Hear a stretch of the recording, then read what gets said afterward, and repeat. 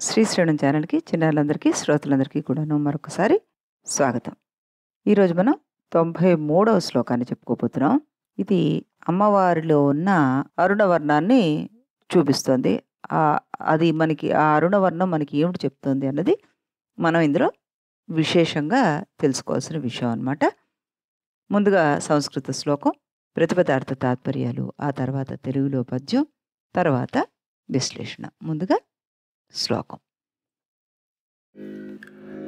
अराळाकेशेषु प्रकृतसरलमन्दहसिते शिरीषाभाचित्ते दृशदुपलशोभाकुचतट्टे भृशं तन्वी मध्ये पृथुरुरसिजारोहविषये जगत्रातुं सम्भोर्जयति करुणा काचिदरुणा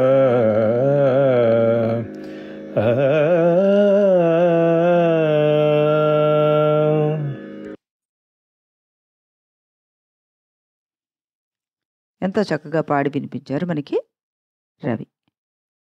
అతనికి అనేక అభినందనలు తెలుపుతూ శ్లోక ప్రతిపదార్థాన్ని తెలుసుకుంటే, హే జగజ్జనని, జగత్ లోకమును త్రాతుం రక్షించడానికి, శంభోః శివుడి యొక్క కరుణ దయ, కాచిత్ ఒకానొక, అరుణ ఎర్రని రూపము ధరించినదై, కేశేషు శిరోజాలయందు, అరాళ వంకరలైన, మందహసితే చిరునవ్వునందు, ప్రకృతి సరళ సహజముగా లేదా సరళమైనది అని, చిత్తే అంతఃకరణము అంటే మనస్సునందు అని తీసుకోవచ్చు, శిరీషాభ అంటే దిరిసిన పువ్వు వలె మృదువైన కుచ స్తనముల యొక్క తటే ప్రాంతమునందు, దృశతుపల అంటే కఠినమైన సన్నికల్లు యొక్క శోభ కాంతి కలదై, మధ్యే నడుమునందు, భృశం అత్యంత, తన్వి సూక్ష్మమైన, ఉరసిజ స్తనములయందు, ఆరోహ విషయే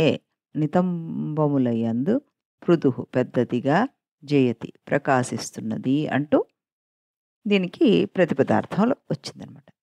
ఇందులో ఏమిటి చెప్తున్నారు? మనం ఇప్పటివరకు అమ్మవారిని అన్ని రకాల అంగాల గురించి వర్ణించుకుంటూ వచ్చాం కదా! దాన్నే ఇక్కడ మనకి మళ్ళీ చెప్తున్నారు. కేశాల్లో నొక్కులు కలిగి ఉన్నదని, మందహాసంలో సరళత ఉందని, శరీరంలో దిరిసెన పువ్వు లాంటి మెత్తదనం ఉందని, స్తనాలు కాఠిన్యాన్ని కలిగి ఉన్నాయని, నడుము మిక్కిలి సూక్ష్మంగా ఉందని, నితంబ ప్రాంతం విశాలంగా కలిగి ఉందని, ఆవిడ ఎర్రని వర్ణంతో ఉందని, సదాశివుడి యొక్క ఒకానొక దయారూపం శక్తిగా జగత్తులో ప్రభవించి ఈ లోకాల్ని రక్షిస్తూ ప్రకాశిస్తోంది అంటూ ఇందులో మనకి అర్థం వస్తుందన్నమాట. ఇప్పుడు మనం తెలుగులో పద్యాన్ని వినేసిన తర్వాత దాని విశ్లేషణలకు వెళ్ళిపోదాం.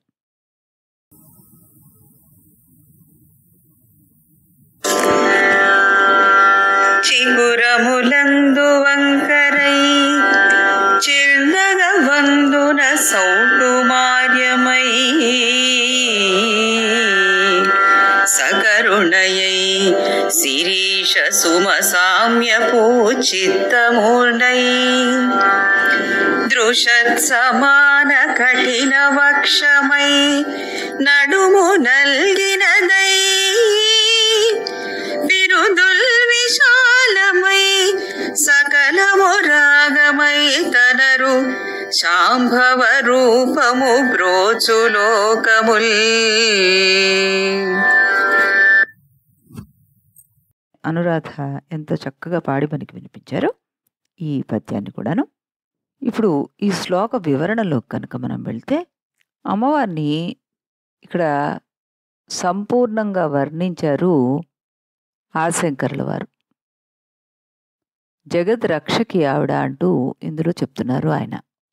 ఆవిడ శిరస్సు నుంచి పాదాల వరకు ఆవిడ్ని మరొకసారి ఆవిడ సౌందర్యాన్ని ఇందులో వర్ణిస్తూ వచ్చారు ఆయన. కురులన్నీ కూడాను చక్కగా నొక్కులుగా ఉన్నాయి తల్లి. స్వభావం చేతే సరళముగా ఉంది నీ మందస్మిత వదనము, మృదువుగా ఉంది శిరీష పుష్పము లాంటి నీ మనస్సు, నీ శరీరము అంటూ చెప్పారు. కుచాలు కఠినంగా ఉన్నాయి. నడుం కృశించిపోయి ఉంది తల్లి. విశాలమైన నీ నితంబాలు ఈ భూమిని సదా రక్షిస్తున్నాయంటూ చెప్తూ, సదాశివుడి ఒకానొక కరుణాపూరితమైన నీ అరుణ రూపం ఈ జగత్తును రక్షించడానికే ప్రకాశిస్తోంది అన్నారు. ఈ అరుణ అన్నది అమ్మవారికి పేరు. ఈవిడ్నే మనం కామేశ్వరి అని కూడాను పిలుస్తూ ఉంటాం అన్నమాట. ఇక్కడ అరాళ అంటే అరాళ అనే అనిర్వచనీయమైన శక్తి నీ కురుల్లో ప్రకాశిస్తోంది అన్న అర్థం వస్తుంది. అలాగే సరళ అన్నది ఆవిడ నవ్వులు, ఆవిడ చిరునవ్వులో ఉంది అన్నది మనకి తెలియజేశారు. స్తనమండలంలో సన్నికల్లు శోభ కల శక్తి ప్రకాశిస్తోంది అన్నారు.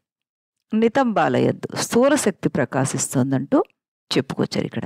అలాగే ఈ అరుణ శక్తి ఏదైతే ఉందో ఈ జగత్తును రక్షించడానికి కరుణ, అరుణ అనే శక్తులు ప్రకాశిస్తున్నాయంటూ చక్కగా దీంట్లో అర్థం వచ్చేలాగా చెప్పారనమాట. అరాళము అంటే మనం వంకర అనుకున్నాం కదా, అరాళ కేశేషు అన్నారు. కేశాల యందు మాత్రమే వంకర ఉంది అంటే పరమేశ్వరి కేశములు నొక్కులు నొక్కులుగా ఉన్నాయని చెప్పడం జరిగింది కదా. ఇందులో మనకి పైనుంచి కింద వరకు వర్ణించారని చెప్పుకున్నాం మనం, అవునా? కావ్య కల్పలత అనే అలంకారిక గ్రంథంలో మౌళితో మానవ దేవాశ్చరణ పునః అన్నాడు.